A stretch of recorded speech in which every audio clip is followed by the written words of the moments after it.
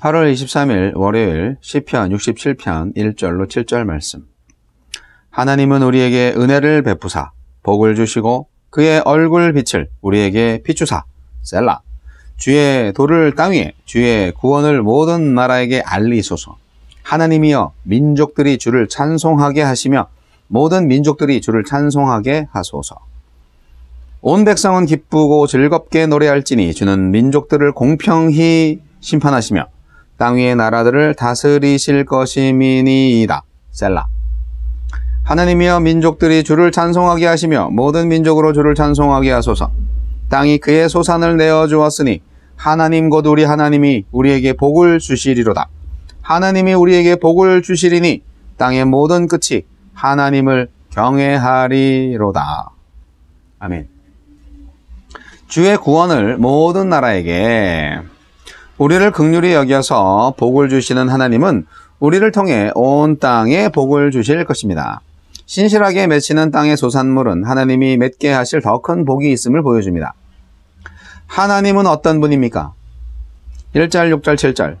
복 주시는 분입니다. 하나님이 인생을 찾아오신 이유는 절망과 멸망을 주시기 위해서가 아니라 복을 주시기 위해서입니다. 그런데 이 복은 자기만을 위한 복이 아닙니다. 복받은 사람을 통해서 열방이 구원을 받고 회복되는 만민을 위한 복인 거죠. 아브라함을 부르실 때부터 하나님의 마음은 아브라함 한 사람에게만 있지 않았습니다. 하나님을 알지도 못하고 부르지도 못하는 땅의 모든 족속을 향한 뜨거움이 그 가운데 자리하고 있었습니다. 그래서 이스라엘 백성과 구원하여서 언약을 맺으실 때도 그들을 온 땅을 섬기는 제사장 나라로 삼으셨습니다. 하나님은 온 세상 모든 민족이 하나님이 주시는 복을 받아 누리기를 바라십니다. 나만 잘 살기 위해 구별과 차별과 배척을 선택하는 세상에서 모든 사람이 다 하나님의 부요하심을 경험하고 그분을 알게 되는 날을 고대하는 삶을 살고 있지 않습니까? 6절. 신실하신 분입니다. 하나님은 땅은 인간의 죄로 인해서 저주받았기 때문에 땅에서 소출을 얻어서 생을 유지하려면 사람은 수고하고 땀을 흘려야 합니다. 그럼에도 놀라운 것은 때마다 땅이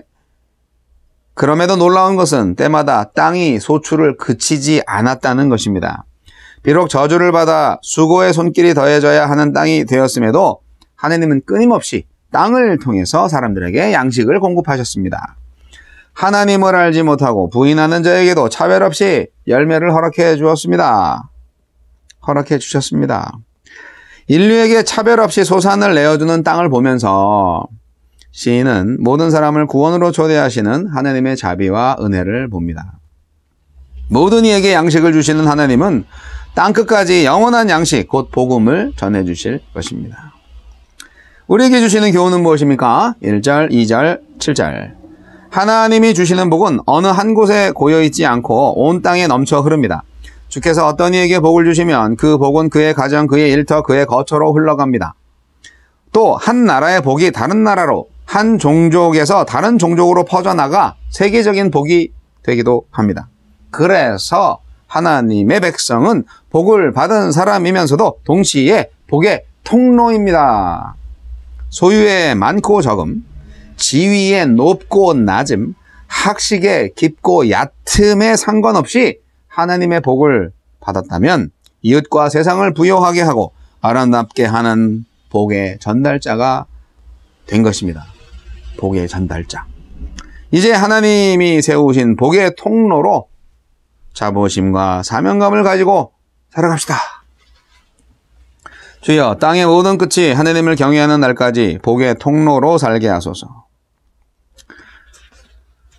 주여,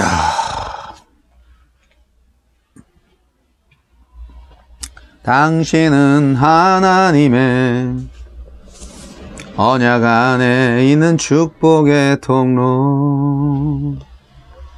당신을 통하여서 열방이 주께 돌아오게 되리. 세상 사람 어느 누구도 복을 싫어하는 사람은 없죠. 그래서 고대로부터 지금까지 사람들은 자신이 원하는 복을 얻기 위해서 신에게 복을 빌었습니다. 우리나라에서도 마찬가지죠. 하느님을 모르는 백성들은 저마다의 신을 섬깁니다. 토정비결 다 아시죠? 점을 치는 거죠. 예. 미래를 알고 복을 받기 위해서. 그런데 과학 문명이 발달하면 이런 미신이 좀 없어질 걸로 생각을 했었는데요. 그게 아니에요. 그리스도인들도 사주팔자를 보고요. 고등교육을 받은 사람들, 대학생뿐만이 아니라 하간 대학원 나온 사람들도 다 점장이를 찾아요. 왜들 그러는지 모르겠어요. 왜냐? 예수를 믿으면서도 자신의 삶에 믿음이 없거나 미래에 대한 확신이 없기 때문에 그리스도인들조차도 점성술가를 찾는 거죠. 성경에서 이같이 잘못 인생을 산 사람이 있어요. 대표적인 사람이 있는데 누굴까요? 바로 사울왕입니다. 사무엘상 28장을 참고해 보세요. 사울왕 참 실패자의 대표죠. 네. 우리는 사울왕의 인생을 보면서 반면교사로 삼아야 합니다. 우리 성도들에게 가장 큰 복이 뭔가요? 여러분 아직도 복이 필요하세요? 우리 성도들한테는요, 구원을 얻고 하나님의 성령이 함께 하시는 것, 이것만큼 큰 복이 없어요. 우리가 입신양명, 많은 재물을 얻는 것, 이런 게 복이라고 생각을 하면요, 큰 잘못입니다. 만일 그게 정말 참된 복이었다면 우리 하나님이 성도로 하여금 나그네 인생을 살으라고 말씀하시지 않았겠죠. 바울이 갈라디아서 4장 15절에 너희의 복이 지금 어디 있느냐? 그렇게 물어보셨잖아요. 그 복은 참된 믿음을 통한, 참된 복음을 통한 구원을 의미하는 것입니다. 오순절날 예수님의 제자들과 그 밖에 많은 사람들이 성령을 받았죠. 성령이 임하셨어요. 성령 충만한 만큼 가장 큰 복은 없습니다. 많은 사람에게 성령 충만함이 정말 큰 복이다. 아니, 이보다 더 좋은 복은 없다. 더 큰 복은 없다. 그런 믿음을 주었을 것입니다. 여러분, 복이 임하면 성도의 삶이 어떻게 바뀌는지 아십니까? 복된 사람은요, 어떤 사람이에요? 네. 이만큼 돈을 벌고 이만큼 명성을 얻었으니까 그 다음에는 이만큼 돈을 벌고 이만큼 명성을 얻는 게 복에 복을 더하는 건가요? 복받은 성도는요, 첫째, 주의 도를 땅 위에 전한다. 복음을 전하는 자가 되는 거예요. 아니, 우리가 무엇이 복이라고 그랬죠? 구원받은 거 복이고 성령 받은 거 복이라고 그랬잖아요. 그러면 이 복된 소식을 전하는 거, 이게 얼마나 복된 자의 모습입니까? 우리가 축복의 통로죠. 오늘 7절이 어디야? 그렇지. 7절에 하나님이 우리에게 복을 주시리니 땅의 모든 끝이 하나님을 경외하리로다. 이 말씀 저와 여러분의 가슴을 뭉클하게 하고 진동하지 않습니까? 전율이 나게 만들지 않습니까? 이게 아브라함한테 하나님께서 품으신 꿈과 비전이 아니었겠어요? 땅의 모든 족속이 너를 인하여 복을 얻을 것이라고 말씀하셨잖아요. 그렇습니다. 오순절날 마가의 다락방에서 제자들한테 성령이 임했기 때문에 제자들은 담대하게 세계 만국에 나가서 복음을 전할 수 있었습니다. 그 복음의 전파를 통하여서 저와 여러분 오늘날 구원받은 거 아니겠어요? 사랑하는 성도 여러분, 성령 강림은 성도에게 하나님의 복이 임한 가장 강력한 증거입니다. 그렇기 때문에 이 성령 강림의 체험이 있는 성도님들은 복음을 세상에 전하지 않고는 못 베길걸요? 그게 이제 당연한 증상이에요. 독감 걸리면 콜록콜록 재채기, 두통 뭐 이런 거 나는 증상이 나는 것처럼 성령의 공격을 받으면, 성령이 제 안을 정복하면 저는 복음을 전할 수밖에 없는 거예요. 너무 감동해서, 너무 감격해서. 그러니까 그런 증상이 없는 사람은 성령이 있는 거야, 없는 거야. 요즘 뭐 코로나 시대에 무증상 바이러스 때문에 아주 힘들다고 그러는데, 무증상 성령 충만한 사람이 있는 것도 좀 문제이지 않을까요? 문제는 아니죠. 성령 충만하면은 사실 좋은 거죠. 그런데 무증상이니까 이게 참, 뭐 증상이라는 말이 좀 어울리지 않죠. 여러분, 기독교 역사 2000년 동안 수없는 많은 이단들이 생겨났어요. 하지만 그들은 오래가지 못했습니다. 오직 정통신앙을 가진 교회만이 명맥을 유지했는데, 그런 차원에서 성령 충만함은 굉장히 중요하다. 왜냐하면 성령은 진리이시니까요. 진리의 성령이 저와 여러분에게 충만하시기를 기원합니다. 우리를 통해서 많은 민족이 복을 얻고, 그 다음에 두 번째, 이게 더 강력한 건데요. 5절 말씀 보시면, 하나님이여 민족들이 주를 찬송하게 하시며 모든 민족으로 주를 찬송하게 하소서. 아주 제 가슴이 뜨거워져서 막 폭발할 것 같아요. 모든 민족으로 주님을 찬송하게 해달라고 오늘 시편 기자는 간구하고 노래하고 있습니다. 이 간구는 하나님의 복이 임하게 되면 이방인들이 그 복을 목격하고 하나님께로 돌아오게 되는 것을 의미합니다. 이방인이었던 고넬료의 가정에 하나님의 성령이 임했을 때 이방인들이 막 방언을 하면서 하나님의 이름을 높이는 역사가 일어났죠. 사도행전 10장 46절. 한국교회에 복음의 씨앗이 떨어져서 성령의 놀라운 역사가 일어났습니다.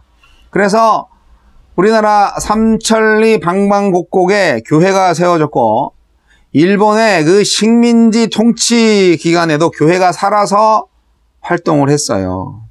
그러한 역사가 있었기 때문에 우리나라가, 우리 교회가 사실 뭐 순교자를 많이 배출했죠. 그래서 우리나라 교회는 순교자의 피 위에 세워진 교회다, 이렇게 고백을 하기도 하는데요.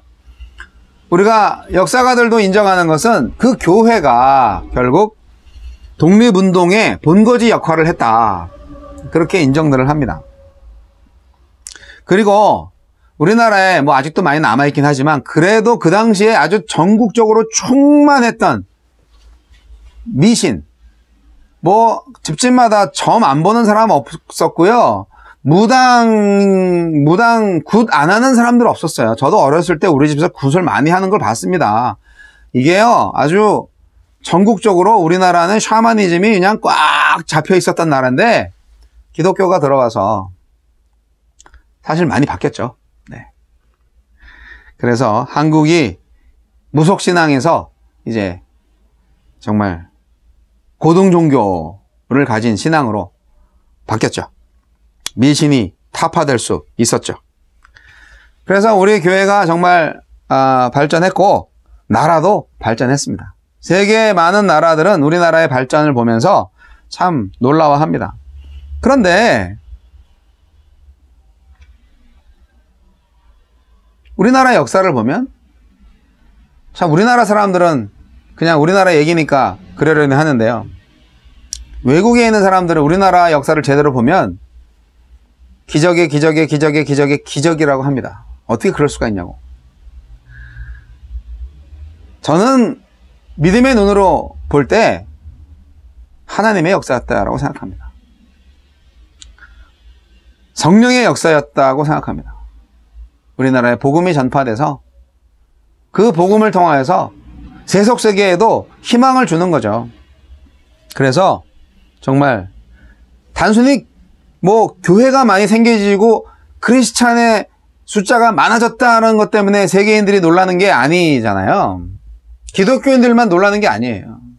사람들은 모르지만 하느님은 이 한국을 통하여서 하느님의 부흥의 역사, 회복의 역사, 그거를 세상 사람들이 보게 하는 거예요. 그래서 많은 세상 사람들이 하느님을 찬양하게 되는 것이죠. 이런 걸 볼 때 오늘 시편 말씀은 진리의 말씀입니다. 이 날파리는요, 모기약을 뿌려도 안 죽여요. 참, 조그만 게 더 강한 것 같아요. 하여간, 사랑하는 성도 여러분, 저와 여러분의 인생에 성령의 역사가 필요합니다. 참된 복은 구원과 성령 충만입니다.